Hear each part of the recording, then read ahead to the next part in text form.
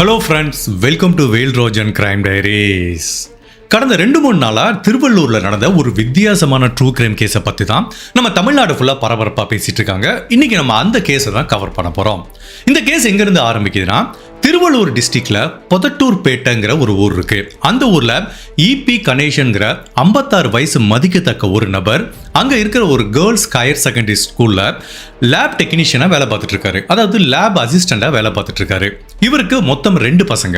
மோகன்ராஜுங்கிற 26 வயசுல ஒரு பையனும், ஹரிஹரன்கிற 27 வயசுல ஒரு பையனும் இருக்காங்க. இவங்க 2 பேரும் சரியா படிக்கல. பட் இவங்களுக்கு வருமானமும் குறைவு. ஒட்டுமொத்தத்தில் இந்த குடும்பத்தோட வாழ்வாதாரம் அந்த குடும்ப தலைவர் கணேசன் அப்படிங்கிற நபரோட வருமானத்தை நம்பி தான் இருக்கு. அதுவும் ஒரு கவர்மெண்ட் ஸ்கூல்ல லேப் அசிஸ்டண்டா வேலை பார்த்தா அவரால் எவ்வளவு சம்பாதிச்சிட முடியும்? ஸோ ஒருத்தர் சம்பாத்தியத்தில் இவ்வளவு பேர் அந்த வீட்டில் சாப்பிடும்போது, அவங்களோட அன்றாட தேவை இருக்கும்போது அந்த வீட்டில் நிறைய பண பிரச்சனை ஏற்படுது. அதனால அந்த குடும்பத்துக்குள்ள நிறைய அடிக்கடி பிரச்சனை வந்துட்டு இருக்கு. ஸோ இப்படி ஒரு குழப்பமான சூழ்நிலையில தான் அந்த குடும்பம் ரன் ஆயிட்டு இருக்கு. இந்த நேரத்தில் அக்டோபர் மாதம் 22ஆம் தேதி 2025ஆம் வருஷம் காலையில் அந்த வீட்டில இருந்து ஒரு பயங்கரமான அலறல் சத்தம் கேட்குது. அந்த வீட்டில் இருக்கிற கணேசனோட மனைவியும் அந்த 2 பசங்களும் பயங்கரமா கதறி அழுகுறாங்க. என்ன ஏதுன்னு பக்கத்து வீட்டுக்காரங்க வந்து விசாரிச்சா என்ன தெரிய வருதுன்னா, இந்த கணேசன் நல்லா அசந்து தூங்கிட்டு இருக்காரு. காலையில எழுந்து பார்க்கும்போது மரணம் அடைஞ்சிருக்காரு. அப்படி அவரோட உடம்ப செக் பண்ணி பார்க்கும்போது அவரோட கழுத்து பகுதியில் ஒரு பாம்பு கடிச்சதுக்குரிய தடயம் இருக்கு. ஸோ ஒரு பாம்பு கடிச்சு அவரோட மரணம் நிகழ்ந்திருக்கு. உடனே ஆம்புலன்ஸுக்கு தகவல் கொடுக்குறாங்க. ஆம்புலன்ஸ்ல இந்த கணேசனை பிக்கப் பண்ணிட்டு ஹாஸ்பிட்டலுக்கு போறாங்க. பட் டாக்டர்ஸ் என்ன சொல்றாங்கன்னா, இவர் மரணம் அடைஞ்சு சில மணி நேரம் இருக்கலாங்கிற மாதிரி சொல்றாங்க. ஸோ ஒட்டுமொத்தத்தில் அந்த பாம்பு கடிச்ச நேச்சரை வச்சு கட்டு வீரியன்கிற ஒரு விஷத்தன்மை வாய்ந்த பாம்பு கடிச்சு தான் இந்த கணேசனோட மரணம் நிகழ்ந்திருக்கு அப்படிங்கிற மாதிரி டாக்டர்ஸ் வந்து இனிஷியலா சர்டிஃபை தராங்க. ஸோ இது வெளியிலிருந்து பார்க்கும்போது ஒரு ஆக்சிடென்ட், பாம்பு கடிச்சு ஒரு நபர் இறந்து போயிட்டாரு அப்படிங்கிற மாதிரி தான் இந்த கேஸை வந்து ஆல்மோஸ்ட் க்ளோஸ் பண்ணிட்டாங்க. ஜெனரல் அந்த மாதிரி ஒரு பாம்பு கேஸ்ன்னு வரும்போது ஹாஸ்பிட்டல் வந்து போலீஸுக்கு தகவல் கொடுப்பாங்க. போலீஸ் வந்து என்னென்ன நடந்துச்சு எல்லாம் டீட்டெயிலாக எழுதிட்டு இது ஒரு ஆக்சிடென்ட்னு டிக்ளேர் பண்ணதுக்கப்புறம் தான் அந்த கேஸை க்ளோஸ் ஆகும். அப்படி போலீஸ் விசாரணை பண்ணிட்டே வரும்போது அப்போ திருவள்ளூர் போலீஸுக்கு வந்து ஒரு பயங்கரமான அதிர்ச்சியான தகவல் கிடைக்குது. இவர் கட்டு வீரியன்கிற பாம்பு கடிச்சு தான் இறந்திருக்காரு. பட் இவர் இறந்து போறதுக்கு முன்னாடி ஒரு 10 நாளைக்கு முன்னாடி இன்னொரு பாம்பு, கோபுராங்கிற ஒரு பாம்பு வந்து இவரை கடிச்சிருக்கு. அப்போ பதட்டமா ஹாஸ்பிட்டலுக்கு எடுத்துட்டு வந்திருக்காங்க. அப்போ உயிரை காப்பாத்திட்டாங்க. பட் இந்த டைம் உயிரை காப்பாற்ற முடியல. அப்ப போலீஸ்க்கு ஒரு சந்தேகம் வருது. அது எப்படிப்பா ஒரு மனுஷனை 10 நாள் கேப்ல அடுத்தடுத்து பாம்பு கடிக்கும்? அதுவும் ஒரு டைம் கோப்ரா கடிச்சிருக்கு, இன்னொரு டைம் கட்டுவிரியன் பாம்பு கடிச்சிருக்கிறதுனால இதுல ஏதோ ஒரு விஷயம் இருக்கு. இதை கொஞ்சம் டீப்பா விசாரிக்கலாங்கிற மாதிரி போலீஸ் இந்த வழக்கை கொஞ்சம் விசாரிக்க ஆரம்பிக்கிறாங்க. அப்ப போலீஸ் டாக்டர்கிட்ட கேட்கிறாங்க. டாக்டர் என்ன சொல்றாங்க, சார் பிரேத பரிசோதனை அறிக்கை வரட்டும், உண்மையிலே இவர் எப்படி பாம்பு கடிச்சிச்சு, என்ன மாதிரி கடிச்சிச்சு அப்படிங்கிற பல தகவல்கள் உங்களுக்கு நாங்க கொடுத்தோம் அப்படின்னா உங்களுக்கு இந்த கேஸை பத்தி ஒரு பெட்டரான ஐடியா கிடைக்குங்கிற மாதிரி மருத்துவர்கள் சொல்றாங்க. போலீஸ் அந்த அறிக்கைக்காக வெயிட் பண்ணிட்டு இருக்க இந்த நேரத்தில் இன்சூரன்ஸ் கம்பெனிலேருந்து போலீஸ் டிபார்ட்மெண்ட்டுக்கு ஒரு கால் வருது. சார், இந்த மாதிரி கணேசன்கிற ஒரு நபர் இறந்து போயிட்டாரு. அவர் இறந்து போனதுக்கு அப்புறம் அவரோட பேர்ல எடுக்கப்பட்ட இன்சூரன்ஸ்க்கு, லைஃப் இன்சூரன்ஸ்க்கு கிளைம் பண்ணி அவங்க பசங்க வந்து எங்களை காண்டாக்ட் பண்ணாங்க சார். எங்களுக்கு கொஞ்சம் சந்தேகமா இருக்குங்கிற மாதிரி இன்சூரன்ஸ் அதிகாரிகள் சொல்றாங்க. இதுல என்ன சார் உங்களுக்கு சந்தேகம் அப்படின்னு கேட்டா, சார் இந்த கணேசன்கிற நபர் மேல எடுக்கப்பட்ட இன்சூரன்ஸ் தொகை வந்து உண்மையிலேயே ஒரு ரியலிஸ்டிக்கா என்னால தெரியல சார். ஒரு சாதாரண கவர்மெண்ட் ஸ்கூல்ல வேலை பார்க்குற ஒரு நபர் மேல கோடிக்கணக்கான பணத்தை இன்சூரன்ஸ் யாருமே எடுக்க மாட்டாங்க. அதுக்குரிய பிரீமியமும் அதிகம். கண்டிப்பா இதுல ஏதோ ஒரு டவுட் இருக்கு சார், நல்லா விசாரிங்க. நாங்க இன்சூரன்ஸ் மணியை ரிலீஸ் பண்ண மாட்டோம் அன்லஸ் அன்டில் போலீஸ் இந்த விசாரணையை முடிச்சு இது ஒரு ஆக்சிடென்ட்னு சொல்ற வரைக்கும்ங்கிற மாதிரி இன்சூரன்ஸ் அதிகாரிகள் சொல்றாங்க. ஏற்கனவே அடுத்தடுத்து 2 டைம் எப்படிப்பா ஒரு நபரை பாம்பு கடிச்சதுன்னு போலீஸ்க்கு ஒரு சந்தேகம் இருக்கு. இப்ப இன்சூரன்ஸ் அதிகாரிகளும் கால் பண்ணி சொன்னாங்களா, இப்ப போலீஸோட சந்தேகம் மேலும் மேலும் வலுப்படுது. அப்ப போலீஸ் இதை கொஞ்சம் டீப்பா செக் பண்ணி பார்க்கலான்னு உள்ள போய் பார்த்தா இந்த பசங்க அவங்க அப்பா மேல என்ன மாதிரி எல்லாம் இன்சூரன்ஸ் பாலிசி எடுத்திருக்காங்கன்னு சொல்லி செக் பண்ணி பார்த்தா உண்மையிலேயே திருவள்ளூர் போலீஸை மிரண்டு போயிட்டாங்க. மொத்தம் 11 இன்சூரன்ஸ் பாலிசி இந்த கணேசன்கிற நபர் மேல எடுத்திருக்காங்க அவங்க பசங்க. அந்த 11 இன்சூரன்ஸ் பாலிசிலையும் சரி பாத்தீங்கன்னா வேற வேற இன்சூரன்ஸ் கம்பெனில எடுத்திருக்காங்க. எல்லாமே ஒரு லைஃப் இன்சூரன்ஸ் பாலிசி தான். இந்த 11 இன்சூரன்ஸ் பாலிசில கவர் பண்ண அமௌண்ட் எடுத்துக்கிட்டீங்கன்னா மொத்தம் ஒரு அப்ராக்சிமேட்டா 3 கோடி ரூபாய் வருது. தட் மீன்ஸ் மிஸ்டர் கணேசன் இறந்து போனா அவங்க பசங்களுக்கு மொத்தம் 3 கோடி ரூபாய் இன்சூரன்ஸ் பணம் கிடைக்கும். ஈவன் அந்த பாலிசில பெனிஃபிஷரியா யாரை மென்ஷன் பண்ணியிருக்காங்கன்னா இந்த கணேசனோட 2 பசங்களை தான் மென்ஷன் பண்ணியிருக்காங்க. அவங்க மனைவி பிக்சர்லேயே வரல.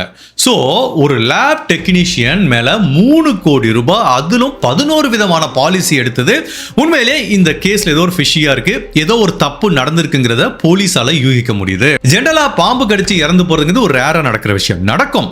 பட் நம்ம ஒரு ஆக்சிடென்ட்டை கம்பேர் பண்ணும்போதோ இல்லைன்னா ஷாக் அடிச்சு கம்பேர் பண்றதோ இதெல்லாம் ஒப்பிட்டு பார்க்கும்போது பாம்பு கடிச்சு இறக்குறவங்களோட வீதம் கொஞ்சம் குறைவா இருக்கு. அதுவும் ஒரு நபருக்கு அடுத்தடுத்து 2 டைம் பாம்பு கடிச்சதுனால போலீஸ் இதை சந்தேகப்பட்டு விசாரணை பண்றாங்க. அப்படி விசாரணையில பலவிதமான திடுக்கிடும் தகவல்கள் வெளியில வருது. உண்மையிலே இப்படியெல்லாம் கூடவா நடக்கும்னு இந்த வழக்கு திருவள்ளூர் போலீஸா மட்டுமல்ல ஒட்டுமொத்த தமிழ்நாடையே மிகப்பெரிய அதிர்ச்சிக்குள்ளாக்குச்சு. அப்படி போலீஸ் இந்த வழக்குல என்ன கண்டுபிடிச்சாங்க, உண்மையிலே இந்த கணேசன்கிற நபரோட மரணம் இயற்கையா நிகழ்ந்ததா இல்ல செயற்கையா ஏற்படுத்தப்பட்டதா அப்படிங்கிற திருவள்ளூர்ல நடந்த ஒரு வித்தியாசமான ட்ரூ கிரைம் கேஸ் தான் இன்னைக்கு நம்ம இந்த வீடியோல பார்க்க போறோம். அப்படி இந்த கணேசன்கிற நபருக்கு என்ன நிகழ்ந்ததுங்கிறத நம்ம தெரிஞ்சுக்கிறதுக்கு முன்னாடி உங்க டைம் 2 செகண்ட்ஸ் எனக்காக ஸ்பெண்ட் பண்ணி என்னோட வீடியோஸ் உங்களுக்கு பிடிச்சிருந்துச்சுன்னா லைக் பண்ணிட்டு கமெண்ட் பண்ணுங்க. இன் கேஸ் என்னோட சேனலை இதுவரைக்கும் நீங்க சப்ஸ்கிரைப் பண்ணாம பார்த்தீங்கன்னா மறக்காம சப்ஸ்கிரைப் பண்ணி என்ன சப்போர்ட் பண்ணுங்க. ஜெனரலா எந்த ஒரு கிரைம்லயும் கிரைம் சீன் ரீகன்ஸ்ட்ரக்ஷன் ஒன்று பண்ணுவாங்க. அந்த கிரைம் எப்படி நடந்துச்சு அப்படிங்கறத போலீஸ் திரும்ப ரீகிரியேட் பண்ணி பார்ப்பாங்க.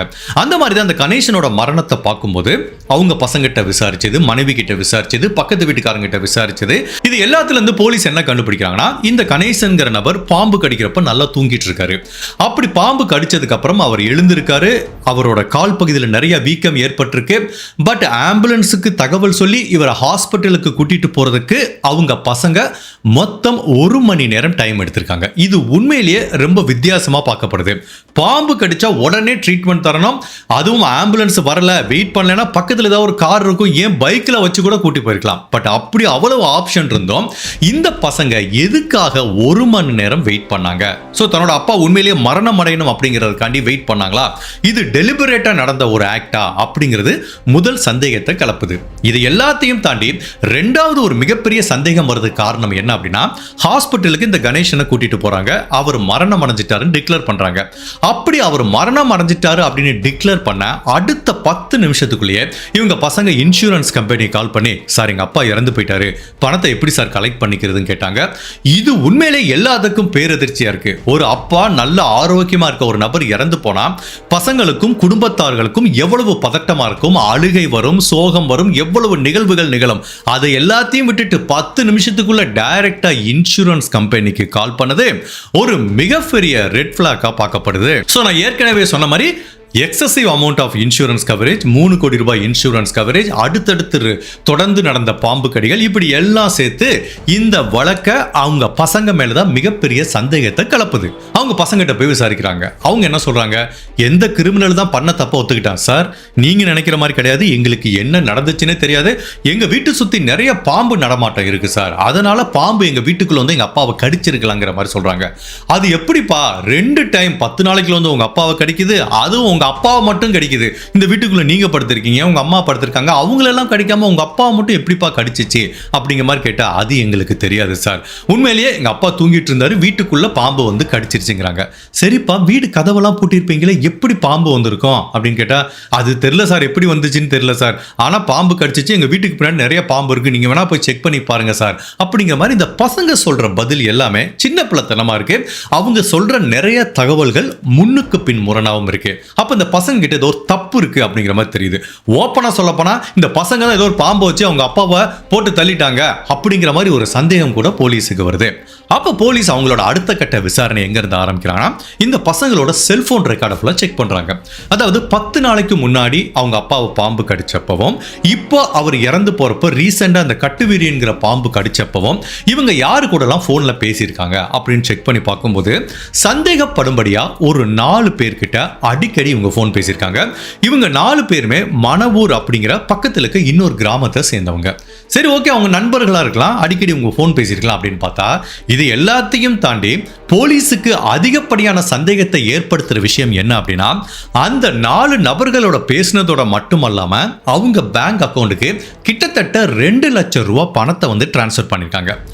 ஏற்கனவே இந்த குடும்பம் ஏழ்மையில் இருக்கிற குடும்பம், கணேசன் மட்டும்தான் சம்பாதிக்கிறார், இந்த பசங்களுக்கு அவ்வளோ வேலை இல்லை. அப்படிப்பட்ட இந்த வேலை இல்லாத பசங்க எதுக்கு 2 லட்சம் ரூபாயை அவங்களுக்கு அனுப்பணும், அந்த பணம் அவங்களுக்கு எப்படி கிடைச்சது அப்படிங்கிறதான் போலீஸுக்கு மிகப்பெரிய சந்தேகத்தை கிளப்புது. ஸோ இந்த கணேசனோட பசங்க பேசிட்டு இருந்த அந்த 4 பேர் யாருன்னா, ஃபர்ஸ்ட் ஜி பாலாஜி அப்படிங்கிற 38 வயசு மதிக்கத்தக்க ஒரு நபர். இந்த நபர் தான் இந்த பசங்க 2 பேத்துக்கும் பாம்பை கொண்டு வந்த அந்த ஆக்சுவல் நபர்களுக்கும் இடைத்தரகராக இருந்திருக்காரு. ஸோ இந்த பாலாஜிங்கிற நபர் வந்து இடைத்தரகர். ஆக்சுவலாக இந்த பசங்களுக்கு பாம்பை சப்ளை பண்ண நபர் யாருன்னா, பிரசாந்த்ங்கிற 35 வயசு மதிக்கத்தக்க ஒரு நபர், அதுக்கப்புறம் தினகரன்கிற 43 வயசு ஒரு நபர், அதுக்கப்புறம் நவீன்குமார்ங்கிற 27 வயசு ஒரு நபர்.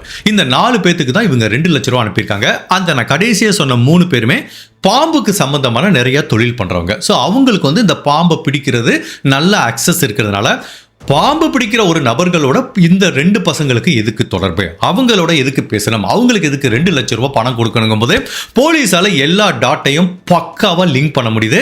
ஸோ இந்த ஜி பாலாஜிங்கிற இடைத்தரகர் மூலமா இந்த 3 நபர்களை அப்ரோச் பண்ணியிருக்காங்க. அந்த 3 பேரும் தான் பாம்பை சப்ளை பண்ணியிருக்காங்க அப்படிங்கிறது தெரிய வந்து இப்போ எல்லாத்தையும் போலீஸ் விசாரணைக்காக போலீஸ் ஸ்டேஷனுக்கு வர சொல்றாங்க. ஸோ இப்போ இந்த சஸ்பெக்ட் 4 பேர், அந்த பசங்க 6 பேர், 2 பேத்தையும் விசாரிக்கிறாங்க. இந்த விசாரணை எப்போ நடக்குதுன்னா, டிசம்பர் மாதம் 6ஆம் தேதி 2025ஆம் வருஷம் நடக்குது. கிட்டத்தட்ட ஒரு 2 வாரத்துக்குள்ளேயே பிடிச்சிட்டாங்க, சந்தேகப்படும்படியா அந்த சஸ்பெக்டை பிடிச்சிட்டாங்க.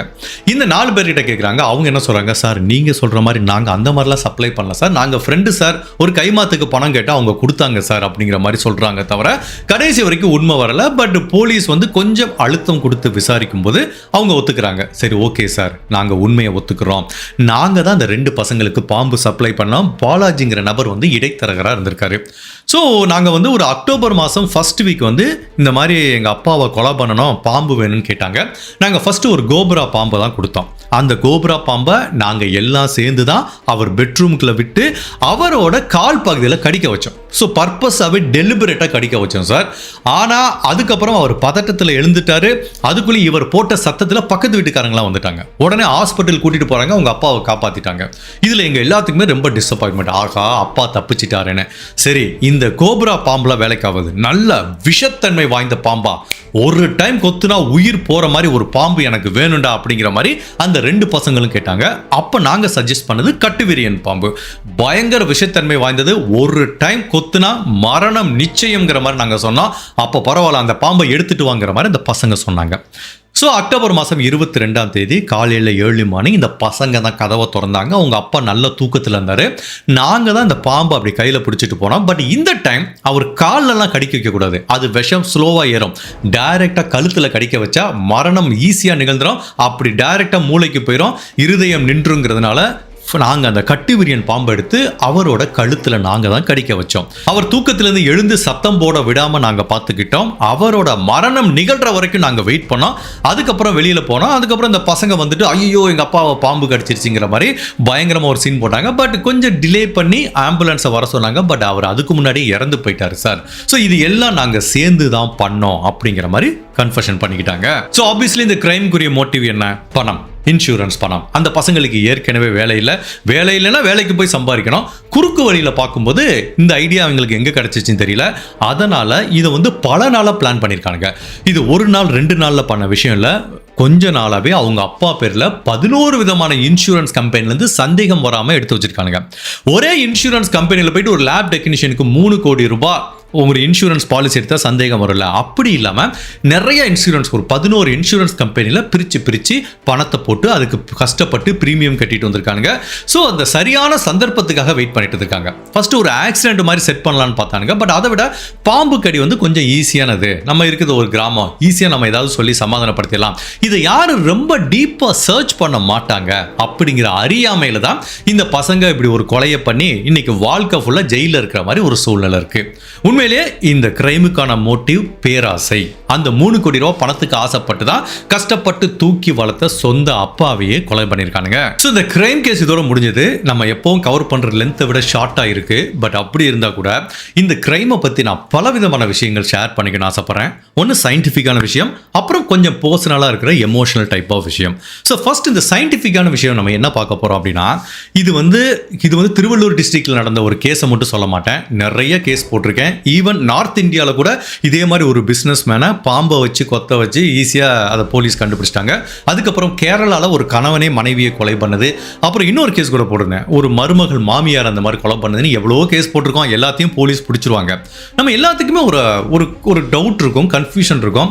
பாம்பு கடிக்கிறது நேச்சரான விஷயம். அது எப்படி ஃபாரன்சிக் கண்டுபிடிக்க முடியும்? பாம்பு இயற்கையாக கொத்துச்சா இல்லை பாம்பை யாராவது கொத்த வச்சாங்களா, இது ஒரு கொலையா அப்படிங்கிறத எப்படி கண்டுபிடிக்க முடியும் அப்படின்னா, அதுக்கு 100% பாசிபிலிட்டி இருக்கு. இப்போ நான் அடுத்து சொல்ல போற விஷயத்திலிருந்து நீங்க நல்லாவே தெரிஞ்சுப்பீங்க. இல்ல இந்த மாதிரி ஒரு கொடூரமான கிரைமை நீங்க யாராவது பண்ணலான்னு மனசுல நினைச்சிட்டு இருந்தீங்கன்னா அந்த ஐடியாவை இங்கே டிராப் பண்ணிருங்க. 100%, ஏன் நான் 200% கூட உறுதிமொழி தர்றேன், போலீஸ் ஈஸியா கண்டுபிடிச்சிருவாங்க. அதுக்கு நிறைய சயின்டிபிக் இருக்கு. அதை கண்டிப்பா நம்மளால ஆர்டிபிஷியலா ஒரு பாம்பு கடியை செட் பண்ணவே முடியாது.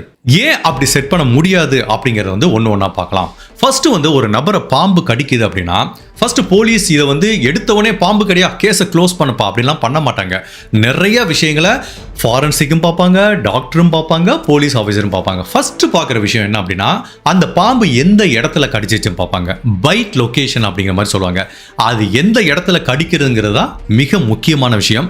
90% எல்லாத்தையுமே பாம்பு கடிக்கிற விஷயம் எந்த இடம் அப்படின்னா, கணுக்காலுக்கு கீழே, கணுக்கால் இல்லைன்னா காலு, அப்படி இல்லைன்னா ஒஸ்ட் கேஸ் சில பேரை இந்த கையில் கடிக்கும். இதுதான் மேக்சிமம் பாம்புக்கு அக்சஸ்ஃபுல்லாக இருக்கிற விஷயம். ஒரு பாம்பு ஒருத்தரோட வயிற்றுல கடிச்சிச்சு, கழுத்தில் கடிச்சிச்சு, மூக்கில் கடிச்சிச்சு, இந்த மாதிரி கண்ணில் கடிச்சிச்சு அப்படிங்கிறதுனா செயற்கையாக யாரோ கடிக்க வச்சிருக்காங்க அப்படிங்கிறத அர்த்தம். ஃபார் எக்ஸாம்பிள், நம்ம நடந்து போகிறோம் அப்படின்னா பாம்பு எப்படி கடிக்கும்? நம்ம கால் பகுதிக்கு மட்டும்தான் அக்சஸ் இருக்கும். அது கூட அந்த கணுக்கால் ஆங்கிளை தாண்டி மேலே போகிறதுக்குரிய சான்சஸ் ரொம்பவே குறைவு. அதுவும் இந்த வயலில் வேலை பார்க்குறவங்களாம் அந்த இடத்துல தான் கடிக்கும். ஸோ 99% பாம்பு கடிக்கிற இடம் பார்த்தீங்கன்னா கணுக்காலுக்கு கீழே தான் இருக்கும். பட் அது வித்தியாசமாக வயிற்றுலையோ இப்போ இந்த கேஸில் இருக்க மாதிரி கழுத்தில் கடிச்சிச்சுன்னா அதுதான் ஃபர்ஸ்ட் ரெட் ஃபிளாக். கண்டிப்பாக பாம்பு நேச்சராக கடிக்கிற இடமே இல்லை அப்படிங்கிறது முதல் சந்தேகத்தை கலப்போம். ரெண்டாவது, நம்ம நிறைய கிரைம் கேஸில் சொல்ற மாதிரி wrong place at the wrong டைம்ங்கிற மாதிரி wrong snake at the wrong place அப்படிங்கிற மாதிரி ஒன்று இருக்கு. அதாவது இப்போ ஒரு கிராமத்தில் இருக்கோம்னு வச்சுக்கோங்களேன். இந்த கிராமத்தில் நார்மலாக இந்த மாதிரி பாம்பு தாண்டா இருக்கும் அப்படிங்கிறது நம்ம எல்லாத்துக்குமே தெரியும். அந்த மாதிரி பாம்பு கடிச்சிச்சுன்னா ஓகே, இந்த ஏரியாவில் ஒரு பாம்பு இருந்திருக்கு கடிக்குது அப்படின்னு அர்த்தம். பட் சப்போஸ் அமேசான் காடுல இருக்க ஒரு பாம்பு, விஷத்தன்மை வாய்ந்த பாம்பு நியூயார்க்ல இருக்க அபார்ட்மெண்ட்ல போய் ஒருத்தனை கடிக்குதுன்னு வச்சுக்கோங்களேன், அது சஸ்பீசியஸ். கண்டிப்பா அந்த பாம்பு இங்க ஃபிளைட்லயோ இல்ல பஸ்லயோ வர்றதுக்கு வாய்ப்பு இல்லை. ஸோ யாரோ ஒருத்தவங்க அந்த பாம்பை செயற்கையா கடிக்க வச்சிருக்காங்க. ஸோ ரெண்டாவது பார்க்குற விஷயம் என்ன அப்படின்னா, உண்மையிலேயே இந்த விக்டிமை கடிச்ச பாம்பு இந்த ஏரியாவில் இருக்கா அப்படிங்கிறத பார்ப்பாங்க. இது ரெண்டாவது மிக முக்கியமான விஷயம். அடுத்து நான் சொல்ல போறதா மிக முக்கியமான விஷயம், ஃபேங்க் மார்க்குமாங்க. அதாவது பாம்பு கடிக்கும்போது பார்த்துருக்கீங்களா, 2 இடத்துல ஒரு டாட் இருக்கும். ஸோ பாம்போட பல்லு அப்படிதான் இருக்கும். அப்படி 2 இடத்துல பாம்பு கடிக்கும்போது அந்த 2 பல் தடங்கள் பதியும். இதுக்கு பேர் ஃபேங் மார்க் அப்படிங்கிற மாதிரி சொல்லுவாங்க. அது நேச்சராக இருந்துச்சு அப்படின்னா அந்த 2 மார்க்குக்கு இருக்குது பார்த்தீங்களா, அது இடைப்பட்ட தூரம் அன்ஈவனாக இருக்கும். அதே மாதிரி அது ஒரே மாதிரி ரோலில் இருக்காது, இப்படி ஒரே மாதிரி ஈவனாக இருக்காது, அப்படி மேலே கீழே அந்த மாதிரி இருக்கும். அது ஏன் அப்படின்னா, பாம்பு எப்போ ஒரு மனுஷனை கடிக்கும் அப்படின்னா, பாம்பு நம்மளை அட்டாக் பண்ணணும்னு கடிக்காது. அது அதை காப்பாற்றிக்கிறதுக்காக ஏதோ ஒரு பதட்டத்தில் இருக்கும். இந்த மனுஷன் நம்மளை ஏதாவது பண்ணிடுவானோ அப்படிங்கிற பயத்தில் தன்னை தற்காத்துக்கிறதுக்காக தான் அந்த பாம்பு கடிக்கும். அப்போ அது கொத்துற அந்த இடம் நேச்சராக இருக்காது, ஈவனா இருக்காது. அந்த 2 டாட்டுமே ஈவனா இருக்காதுங்கிறாங்க. கொஞ்சம் மேலே கீழே அப்படிங்கிற மாதிரி இருக்கும். அதுக்கப்புறம் அந்த 2 டாட்ல எவ்வளவு தூரம் டீப்பா கடிக்குது அப்படின்னு இருக்கு. அந்த மாதிரி டீப்பா கடிச்சதுமே ஈவனா இருக்காதான். ஒரு பக்கம் டீப்பா இருக்கும், ஒரு பக்கம் ரொம்ப லேசா கடிச்சிருக்குமா. இது நேச்சரா ஒரு பாம்பு பதட்டப்பட்டு ஒரு மனுஷனை கடிக்கும் போது. அதுக்கப்புறம் அந்த கடிச்ச இடத்தை சுத்தி நிறைய ஸ்கிராச்சஸ் மார்க் இருக்குமா. ஸோ இது 3 நேச்சரா நடக்கும்போது. பட் யாராவது ஒருத்தவங்க சும்மா நார்மலா ஒரு பாம்பு டென்ஷனே இல்லாம பயம் இல்லாம ரிலாக்ஸா இருக்கும்போது அந்த பாம்பை எடுத்துட்டு ஒரு மனுஷனை கடிக்கும் போது பாம்புக்கு டென்ஷனே இருக்காது, கூலா கடிக்கும். அப்படி கடிக்கும் போது அந்த ஃபேங்க் மார்க் இருக்கு பார்த்தீங்களா, 2க்கும் இடைப்பட்ட இடைப்பட்ட தூரம், 2 டாட்டுக்கும் இடைப்பட்ட தூரம் வந்து பெர்ஃபெக்ட்டா இருக்கும். ரெண்டாவது ஒரே அலைன்டா இருக்கும். ஸோ பெர்ஃபெக்ட்டா பாம்புக்கு எந்த டென்ஷனுமே இல்லாம குத்தி இருக்கும்.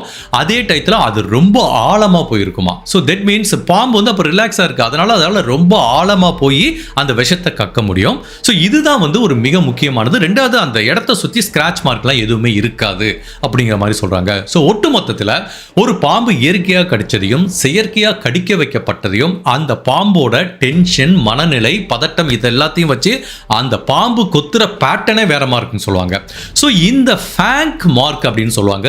இதை வச்சு உண்மையிலேயே இயற்கையா நடந்ததா இல்ல செயற்கையா பண்ண வைக்கப்பட்டதா அப்படிங்கிறத கண்டுபிடிக்க முடியும். ரெண்டாவது, ஒரு பாம்பு கடிக்கும் போது அதுக்கு உள்ள போற அமௌண்ட் ஆஃப் விஷம் இருக்கு பாத்தீங்களா, அந்த விஷம் வந்து வேறுபடுமா.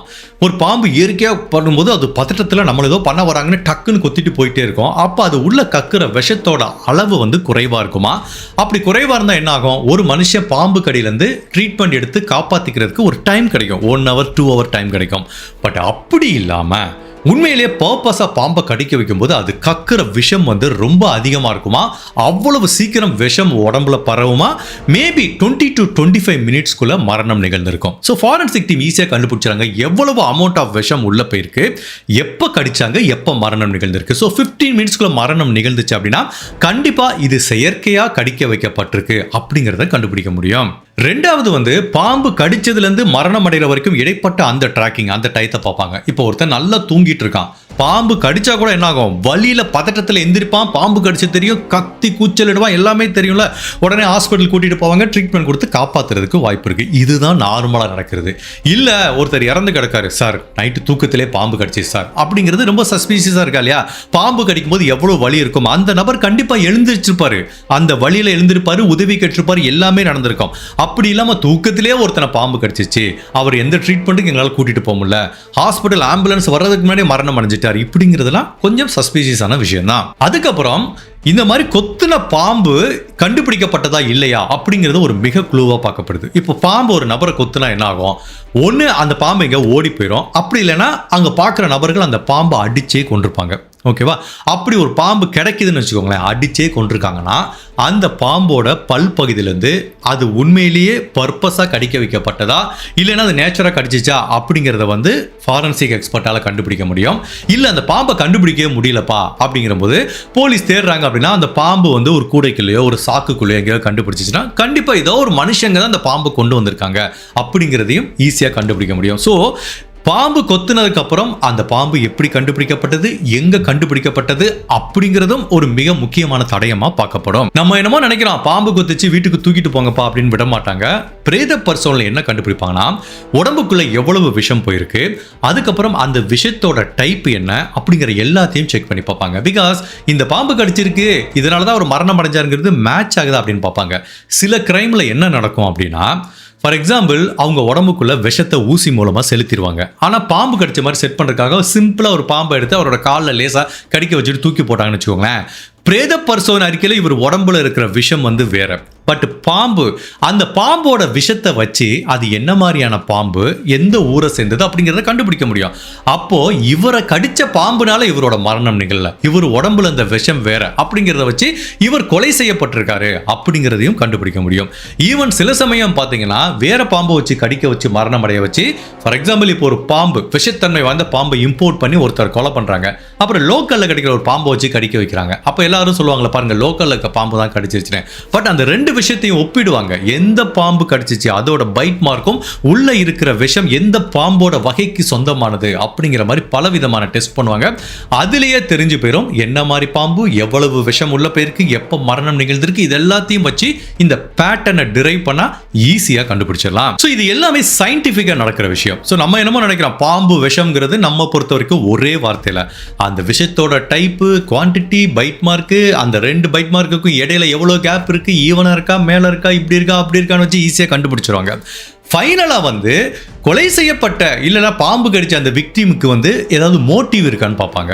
ஃபார் எக்ஸாம்பிள் அவர் இறந்து போனதுக்கப்புறம் இந்த மாதிரி கோடிக்கான பணம் இன்சூரன்ஸ் மணியில் வந்தாலோ இல்லை யாரு கூடிய சொத்து பிரச்சனை இருந்தாலோ, அதாவது இவர் இறந்து போகிறதுனால யாருக்காவது இம்மிடியேட்டாக லாபம் இருக்கா, அதுவும் ஃபினான்ஷியலாக லாபம் இருக்கா. ஸோ இந்த மாதிரி பல விஷயத்தை பார்ப்பாங்க. இல்லை இறந்து போன நபருக்கு யாரு கூடியாவது சண்டை இருக்கா, இல்லைன்னா அவருக்கு ஏதாவது ஒரு ஏற்கனவே பிரச்சனை இருந்திருக்கா, இந்த மாதிரி பல விஷயங்களை பார்த்து தான் இது உண்மையிலேயே நேச்சராக தான் இந்த பாம்பு கடிச்சிருக்கு அப்படிங்கிறத கன்க்ளூட் பண்ணுறதே மிகப்பெரிய விஷயம். ஸோ அதனால் நம்ம என்னமோ வெளியிலேருந்து பார்க்கும்போது ஈஸியாக அப்படி பாம்பை கொண்டு விட்டு இல்லை அப்படி வச்சு கடிக்க வச்சு கொலை பண்ணிடலாம் நினைப்போம். பட் இதுக்கு பின்னாடி இருக்கிற ஃபாரன்சிக்கும் சயின்ஸும் நம்ம கற்பனைக்கும் அப்பாற்பட்டது. ஸோ இந்த மாதிரி கிரைமை யாராவது பண்ணணும்னு நினச்சினா அந்த ஐடியாவை இமிடியேட்டாக ட்ராப் பண்ணுங்கள், போலீஸ் ஈஸியாக கண்டுபிடிச்சிருவாங்க. ஸோ இது வந்து சயின்டிஃபிக்காக இந்த கேஸ் வந்து இதோட முடிஞ்சது. பட் பர்சனலாக எனக்கு வந்து சொந்த பையனே அப்பாவை கொலை பண்ணிட்டாங்க அப்படிங்கிறது வந்து உண்மையிலேயே ரொம்ப ரொம்ப ஹர்ட்டிங்காக இருந்தது. ஜென்ரலாக நான் பர்சனலாக வந்து எனக்கு எங்கள் அப்பா அம்மானை ரொம்ப பிடிக்கும். ஒரு வயசானவங்களை அவங்க பிள்ளைய பார்க்காம இருந்தாலே எனக்கு ரொம்ப கஷ்டமாக, ரொம்ப கில்ட்டியாகவும் அவங்க மேலே கோபமும் நான் ஃபீல் பண்ணுவேன். அதுவும் இந்த 2 பசங்க பிளான் பண்ணி அவங்க அப்பா அம்மாவை கொலை பண்ணது வந்து உண்மையிலேயே ரொம்ப வருத்தத்துக்குரிய விஷயம். இது ஒரு அடுத்த தலைமுறைக்கு வந்து ஒரு தப்பான எக்ஸாம்பிளை செட் பண்ணுதோ அப்படிங்கிற மாதிரி எனக்கு தோணுது. அது எப்படி இவ்வளோ வருஷம் அவங்க அப்பா இவ்வளோ கஷ்டப்பட்டு தூக்கி வளர்த்துருப்பாரு, தனி மனிதனா போராடி இவங்களை இந்த ஸ்டேஜுக்கு கொண்டு வந்திருப்பாரு. 26 வயசு ஆகுது, உனக்கு வேலைக்கு போய் சம்பாதிக்க முடியாம அப்படிப்பட்ட அப்பாவை கொலை பண்ணிட்டு உனக்கு எதுக்கு அந்த இன்சூரன்ஸ் மணி தேவைப்படுது? உண்மையிலேயே ரொம்ப ஹர்ட்டிங்காகவும் இருக்கு, ரொம்ப ஷாக்கிங்காகவும் இருக்கு. நிறைய பேருக்கு இந்த அப்பா அம்மாவோட அருமை தெரியல அப்படிங்கிற மாதிரி தான் நான் நினைக்கிறேன். ஸோ பர்சனலாக என்னோட அப்பா அம்மா பற்றி ஒப்பீனியன் நான் நிறைய கேஸில் சொல்லியிருக்கேன். நம்மளுக்கு எவ்வளவோ நண்பர்கள், எவ்வளவோ குடும்பங்க, சொந்தக்காரங்க இருந்தால் கூட நீங்கள் உண்மையிலே வளர்ச்சி அடைஞ்சால் உங்களை பார்த்து மனசார சந்தோஷப்படுறதுக்கும், நீங்கள் கஷ்டப்பட்டால் மனசார வருத்தப்படுறதுக்கும் உலகத்தில் இருக்க உண்மையான ஜீவன்களில் அப்பா அம்மா மிக மிக முக்கியமானவங்க. அந்த மாதிரி பீப்புளை நீங்கள் விரல் விட்டு எண்ணிடலாம். நிறைய பேர் ஃபேக்காக தான் வெளியில் இருப்பாங்க. நீங்கள் நல்லா வளர்ச்சி அடைஞ்சால் பொறாமப்படுவாங்க, கஷ்டப்பட்டால் சந்தோஷப்படுவாங்க. பட் உண்மையிலேயே அந்த மாதிரி அம்மா அப்பா மட்டும்தான் உண்மையாக ஃபீல் பண்ணுவாங்க. அந்த மாதிரி உறவை வந்து நீங்கள் உண்மையிலேயே சிதைக்கக்கூடாது. எத்தனையோ பேர் அம்மா அப்பா இன்னுமே நம்ம கூட இல்லைன்னு ஏங்குறவங்க இருக்காங்க. ஸோ உங்கள் அம்மா அப்பா வயசானவங்க இன்னுமே உயிரோடு இருக்காங்க அப்படின்னா அவங்க கூட நிறைய டைம் ஸ்பெண்ட் பண்ணுங்க, நல்லா பாதுகாத்துக்கோங்க. ஈவன் நான் எங்கள் அம்மா அப்பாவை நல்லா பார்த்துப்பேன். எங்கள் அம்மா அப்பா கூட சொல்லுவாங்க, நீ நல்லா பார்த்துக்கிறடா, உன் பிள்ளை குட்டிங்க நல்லா இருக்கும்டா, நீ நல்லா இருப்பா அப்படிம்பாங்க. அப்போ நான் எங்கள் அம்மா அப்பாட்ட சொல்லுவேன், என்னோட பிள்ளைங்க என்ன பார்க்கறதுக்காகவோ இல்லை நான் நல்லா இருக்குங்கிறதுக்காண்டியோ உங்களை பார்க்கல. இது வந்து ஃபியூச்சர் கிடையாது. இது இப்போ நான் உங்களை நல்லா பார்த்துக்கிறதுக்கு வந்து பாஸ்ட். ஏன்னா சின்ன வயசுல நீங்கள் என்ன அப்படி நல்லா பார்த்துக்கிட்டீங்க. அப்படி பார்த்துக்கிட்டதுனால தான் இன்றைக்கி நாங்கள் ஒரு ஸ்டேஜுக்கு இருக்கோம். அதுக்கு நான் கைமாறா பண்ணுற விஷயம் தான். ஸோ நீங்கள் ஏற்கனவே பண்ணி முடிச்ச விஷயத்துக்கு தான் உங்களுக்கு திரும்ப பண்ணுறேன். ஸோ எனக்கு இது கிடைக்கணும் அப்படிங்கிறதுக்காண்டி கிடையாதுங்கிறத எங்கள் அம்மா அப்பாட்ட அடிக்கடி சொல்லுவேன். அதே தான் நானும் சொல்கிறேன். உண்மையிலே இது பெற்றவங்களை பார்க்குறது புண்ணியம் தான். ஸோ உங்கள் அம்மா அப்பா இது வரைக்கும் இருக்காங்க, நீங்கள் நல்லா கவனிக்கலைன்னா கடைசி வரைக்கும் நல்லா கவனிச்சுக்கோங்க. உண்மையிலே அம்மா அப்பா மாதிரி ஒரு உறவு வந்து கிடைக்காது. அது நிறைய பேருக்கு அந்த பாக்கியம் இல்லை. ஈவன் ஒரு மீமில் கூட பார்த்தேன், ஒரு அம்மா கால் பண்ணுவாங்க, அப்பா கால் பண்ணுவாங்கன்னு வரும். இந்த மாதிரி கால் உங்களுக்கு இது வரைக்கும் வந்துச்சுன்னா நீங்கள் ரொம்ப லக்கி, உடனே அட்டன் பண்ணி பேசுங்க அப்படிங்கிற மாதிரி தான் சொல்லுவாங்க. பிகாஸ் சில சமயம் நான் உட்காந்து யோசிச்சு பார்த்தேன்னு வச்சுங்களேன், நம்ம காலத்தில் சின்ன வயசில் அம்மா அப்பா நம்மளை எவ்வளோ கஷ்டப்பட்டு வளர்த்துருப்பாங்க சொல்லுங்கள் பார்ப்போம். அப்போல்லாம் அடிப்படை வசதி கிடையாது. எனக்கெல்லாம் நல்லா ஞாபகம் இருக்குது, எங்கள் ஊரில் பீடியாட்ரிஷியன் அந்த மாதிரிலாம் கிடையாது. கவர்மெண்ட் ஹாஸ்பிட்டல் இருக்கும், அந்த டாக்டர் லிமிட்டட் டயத்துக்கு தான் வருவார். அப்போ வந்து எங்கள் ஹாஸ்பிட்டலில் வேலை பார்க்குற, அந்த கவர்மெண்ட் ஹாஸ்பிட்டலில் வேலை பார்க்குற நர்ஸ் வந்து பக்கத்தில் ஒரு அப்பார்ட்மெண்ட்டில் தங்கியிருப்பாங்க. ஐ மீன் கவர்மெண்ட் குவார்ட்டர்ஸ்னு நினைக்கிறேன். ஒரு நாள் எனக்கு பயங்கரமான ஃபீவர், எங்கேயுமே போக முடியாது, ஹாஸ்பிட்டல் இருக்காது. அந்த நர்ஸ் வீட்டுக்கு தான் எங்கள் அம்மா தூக்கிட்டு போனாங்க. அப்போலாம் நான் 6th 7th படிக்கிறேன். அந்த மாதிரி பெற்றவங்க நம்மளுக்கு எவ்வளோ விஷயங்களை பண்ணியிருப்பாங்க. ஸோ அதெல்லாம் நினைவு கூர்ந்து பார்த்து அம்மா அப்பாவுக்கு நம்ம கடைசி வரைக்கும் உண்மையாக இருக்கணும். ஸோ இந்த மாதிரி ஒரு கிரைமில் ஈடுபடக்கூடாது. ஸோ இது வந்து பர்சனலாக நான் கூட ஷேர் பண்ணிக்க வேண்டிய விஷயம். பட் உண்மையிலே இந்த வழக்கு எனக்கு கொஞ்சம் பர்சனலாகவே ரொம்ப ஹர்ட்டிங்காக இருந்தது. இந்த கேஸை பற்றி நீங்கள் என்ன நினைக்கிறீங்க? உங்களோட கருத்தை மறக்காமல் இந்த வீடியோவில் பதிவு பண்ணுங்கள். இந்த மாதிரி அனதர் கேஸில் உங்களை சந்திக்கிறேன். Till then, stay safe, take care. Bye.